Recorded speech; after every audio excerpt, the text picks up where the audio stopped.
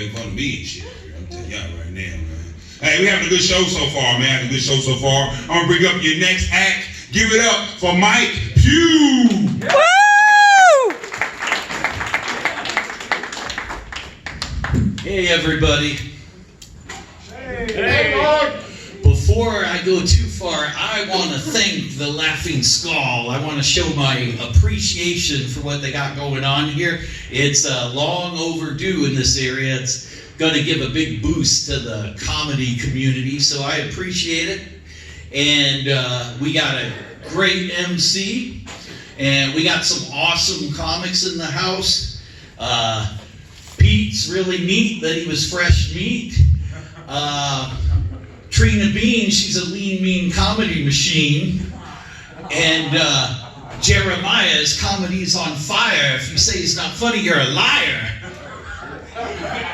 Who writes this shit? Where's it come from? Anyway, allow my introduction to comedy seduction. I'm Mike Pugh. My girlfriend's a Jew. My favorite skunk is Pepe Le Pew. It takes big balls to perform at Excuse me. It takes big balls to perform at the Laughing Skull. I know I'm old. I sneezed and out came mold. I hope I'm funny, not a big dummy. Someday I might make real money. Who writes this shit, man? What do you think? I talked to Vanilla Ice the other day. Me and him are pretty tight. And I said, hey, Rip, what did you see when you went over to the dog park? See anything interesting? And I thought he was going to say about some women or something like that. And he said, do-do-do-do-do-do-do, do-do-do-do-do-do. You actually think that's funny? Oh, thank you. That's good. All right. A friend of mine is really into mountain bike riding, and he says there's this trail right around here. Actually, it's called the Skull Buster. Have you heard of it?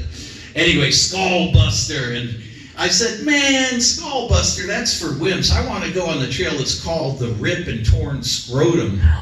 That's a real man's mountain bike trail. No. Anyway, give me a second here. I've got a little collection of funny things that I've seen in public restrooms. I won't go into too much detail, but I was in a public restroom the other day, and I looked on the bathroom stall, and I saw some writing there. I'm like, oh, what's that say? And don't ask me why I want to read it, but it said, here I sit with my cheeks a-flexin', giving birth to another Texan. Man, they disrespected the Lone Star Republic. I can't believe it. Remember the Alamo MFs? And then another time, I was standing at the urinal peeing, and, well, not supposed to turn your back to the audience, so I'm standing at the urinal peeing, do-do-do-do-do, and I look up and I see this writing, and I'm like, oh, what's that say? And it says, why are you looking up here? The joke is in your hand. Oh. And I had to think about it for a second. Huh? What? The joke is in... Oh, man, they got me. Anyway, guess you had to be there, huh? Or actually don't be there. But I'm going to take you back to like 1970. And my mom was watching the news on our color TV, and she was watching this thing. It was the Atlanta Pop Festival. It was kind of like Woodstock, except in the Atlanta area. And to hear her tell it, she saw a bunch of dirty hippies that, ooh, they were men and women naked together, and they were having sex. And some of them were smoking marijuana and doing LSD. and they were skinny dipping. It was so awful. Well, what kind of an upbringing could these people have? Where do they come from? Well, about a day later, in walks my brother, and we're like, hey, where have you been? And he's like, oh, I hitchhiked up to the Atlanta Pop Festival.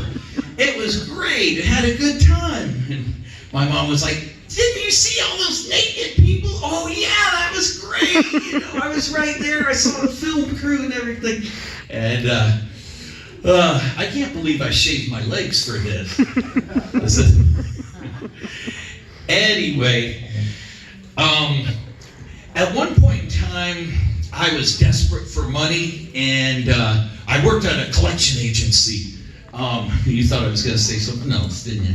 But worked at a collection agency, and obviously business wasn't too good, so the managers had this brilliant idea. They said every single person that you talk to, you have to ask them, how much are you going to pay today? No matter what they say, you have to ask them, how much are you going to pay today? And so I'd be talking to somebody and they tell me, I'm not going to pay you shit. You hear me? I'm not going to pay you 1 cent dime. And I thought, oh, well, gosh, I'd be stupid to ask them how much they're going to pay, you know. So I'd let them off the phone, you know, or they'd hang up on me. And then my manager would be like, I heard you. You didn't say how much are you going to pay. So I was just like, okay, I'm going to start doing it then. And so people would be like, I don't give a fuck what you say. I'm not going to pay you anything. Yes, sir. I certainly empathize with your viewpoint, but how much are you going to pay today?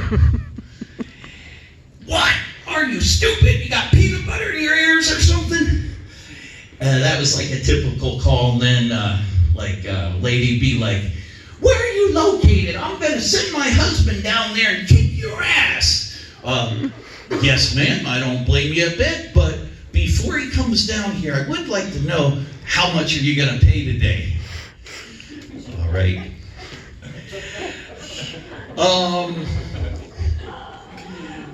I'm Mike Pugh, and you know, with a name like Mike Pugh, it's not easy growing up. The kids would,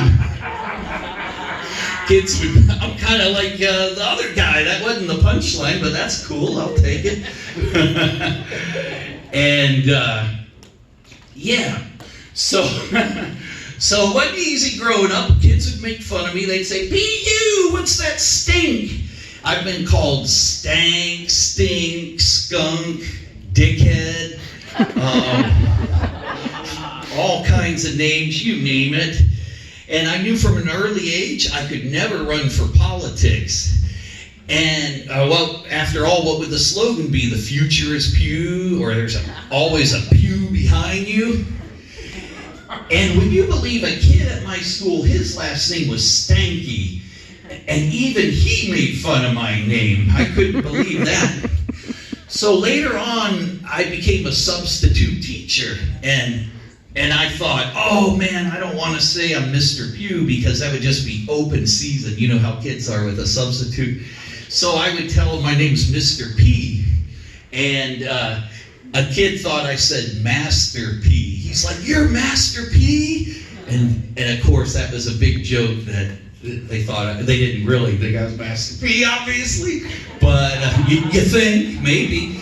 But anyway, so that was funny. So would you believe I met up with my friend Stanky, and after all those years, we started our own law firm, and so it's a Stanky Pugh Associates, and our motto is, when you're in trouble, come to Stanky Pugh, because we got our shit together.